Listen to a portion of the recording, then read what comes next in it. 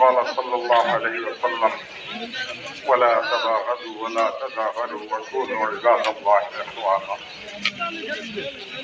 দেশের বর্তমান পরিস্থিতিতে উলামায়ে হক্কানি রব্বানীদের ঐক্যমত পোষণ ছাড়া আর আমাদের মধ্যে যারা ছোটরা আছে সবাই একসাথে মিলিয়ে যাওয়া ছাড়া বিকল্প আর কিছুই নেই।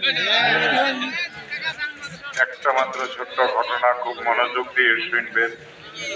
অনেকদিন আগের কথা, আমি হযরত মাওলানা শহীদ আহমদ পালানপুরি এবং সন্দীপের হুজুর রহমতুল্লাহ আলাইহি তিনজন হারাম শরীফে ঢুকতেছিলাম।